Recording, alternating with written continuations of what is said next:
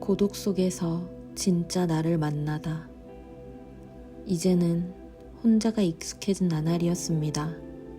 하지만 익숙하다고 해서 괜찮은 건 아니더군요. 사람들과 섞여도 마음은 늘 한쪽에 비어 있었고, 말을 걸어도 대화는 메아리처럼 돌아오지 않았습니다. 문득 이런 생각이 들었습니다. 내가 혼자인 건지, 내 마음이 혼자인 건지. 오늘은 고독의 의미를 다시 생각해 보려 합니다. 혼자라는 현실보다 그 시간 안에서 내가 나를 어떻게 바라보고 있는지를요. 부처님의 가르침이 떠올랐습니다. 외로움은 타인을 갈구하는 마음이고, 고독은 자신과 마주하려는 마음이다.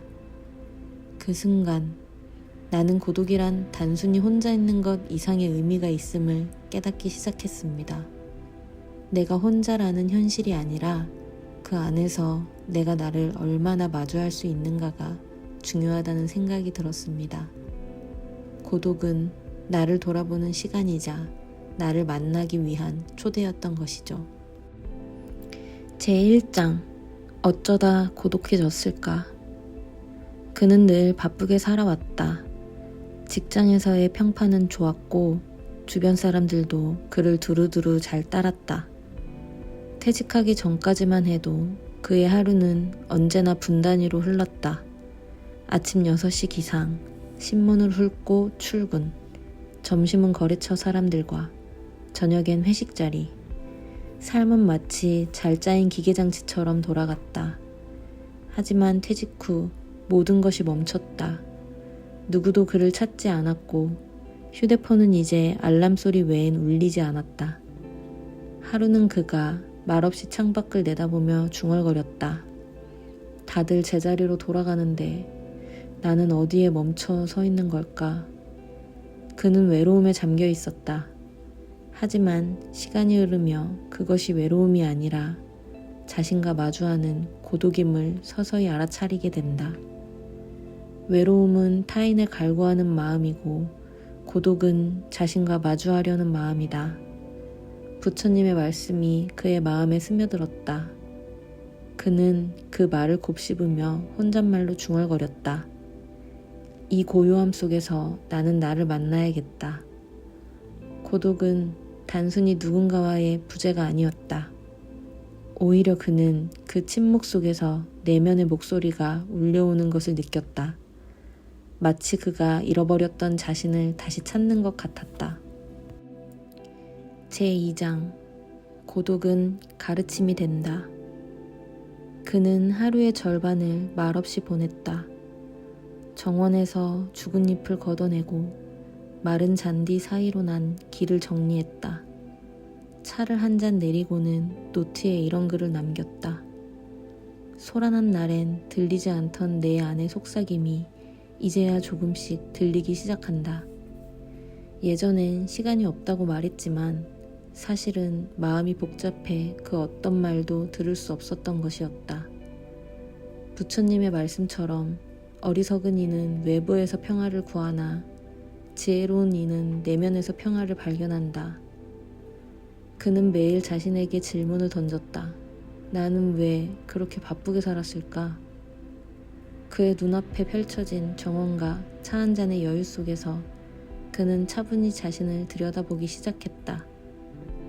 바쁘게 채워온 삶이 사실은 본질을 가리고 있었음을 깨닫기 시작했다. 가득 찬 그릇에는 아무것도 담을 수 없다. 그는 이 구절을 잊고 깊은 생각에 잠겼다. 그는 이제 그릇을 비워야 했다. 빈 그릇 속에서 진짜 삶의 맛을 느낄 수 있었을 것이다. 제3장 혼자 있는 연습.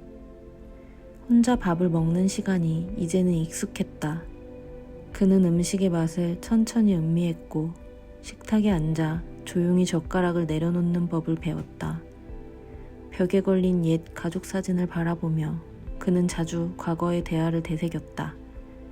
그때 왜 그렇게 말했을까? 왜 듣지 못했을까? 왜 화를 냈을까?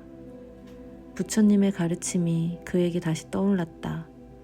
과거는 물처럼 흘러가고 그 흐름을 붙잡으려 할수록 더 큰 고통이 생긴다. 그는 자신을 비난하는 대신 처음으로 스스로를 이해하기 시작했다. 아내와의 갈등, 자식과의 거리감, 친구들과의 오해. 그는 그 모든 순간에 너무 서툴렀음을 인정했다. 그리고 마침내 이렇게 말할 수 있었다. 이제는 그 마음들을 놓아야겠다. 그는 고백했다. 그것들을 놓아야 비로소 내 마음이 평화로워질 수 있다. 제4장 사람 사이에서 길어 올린 고요. 어느 날 이웃집 아주머니가 직접 담근 김치를 들고 찾아왔다.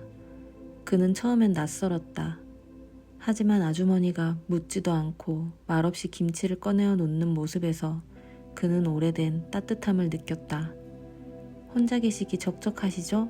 하는 말에 그는 웃으며 대답했다. 가끔, 아니 자주요.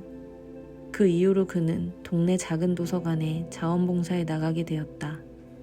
어르신들에게 스마트폰 사용법을 알려주거나 책장을 정리하고 새 책을 소개해주는 일. 거기서 만난 사람들은 생각보다 조용했고 생각보다 외로웠다. 그는 알았다. 고독은 나만의 것이 아니라 누구나 마음속에 품고 있는 것이란 걸. 연꽃은 진흙 속에서 피어난다. 삶의 괴로움 속에서 피어나는 자비가 진짜다. 부처님의 말씀처럼 그는 그 고독 속에서 자신을 되돌아보았고 그 속에서 따뜻함과 자비를 배우기 시작했다. 그는 말이 많지 않았다. 하지만 사람들은 그의 눈빛에서 무언가를 느꼈다. 함께 있어도 혼자일 수 있고 혼자 있어도 따뜻할 수 있다. 그가 배운 고독은 그렇게 사람들과 섞이며 빛을 내기 시작했다.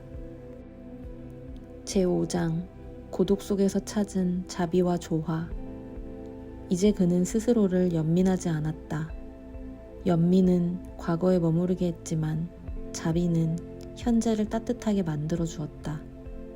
부처님의 가르침처럼 자신에게 친절하지 못한 자는 남에게도 그럴 수 없다.